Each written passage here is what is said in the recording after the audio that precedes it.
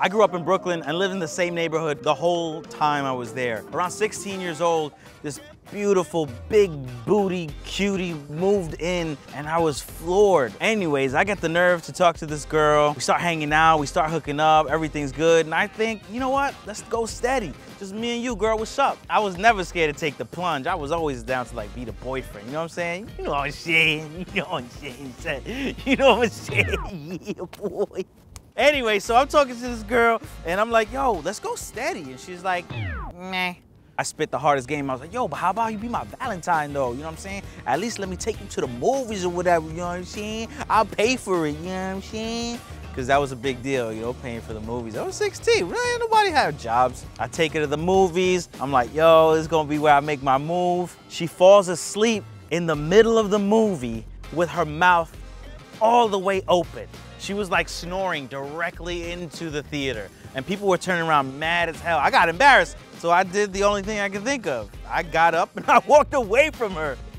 I just left her there, yo. So I get outside the theater. I start to feel bad. Yo, I don't want her to wake up and be terrified. She doesn't see me. She doesn't know where I'm at. She's by herself. Maybe people start throwing popcorn in her mouth. And you know, we were watching a really boring movie. I would have fallen asleep too. It was Daredevil with Ben Affleck. So I go back in the theater and I sit a couple of rows away from her and I wait for her to wake up and freak out a little bit, but just enough to be like, oh, okay, I'm here, fine. I guess she didn't like that. We didn't really hang out too much after that until the summer and we start talking again. I'm starting to get that vibe from her, you know what I'm saying? She invites me out to the beach. I'm like, I'm gonna see this girl in a bikini, me and her in the waves, making out, hooking up. It's gonna be great. I'm gonna have my shirt off. It's gonna be popping.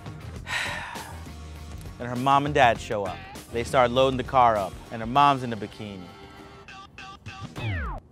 Wasn't ready for that. Seeming like it's gonna be a nice old family trip to the beach. Nice and PG. And then another guy shows up. And I'm like, oh, that's strange that you invited another person on our date. That was fine, totally fine.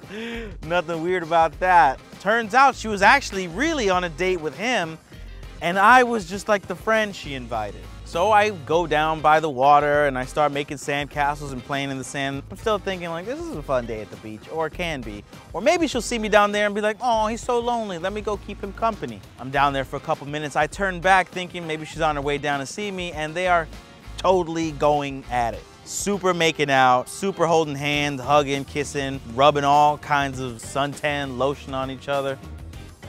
Oh, I was gonna storm out of there. I was gonna just run off. But I couldn't, because her parents were my ride. Well, and that's why I don't chase a big butt and a smile anymore. There's more on the inside, guys. Trust that. Have you ever found yourself as a third wheel on your own date, or something equally as weird? Comment below and maybe we'll share your story on another episode of Sit Down Stand Up with Andrew.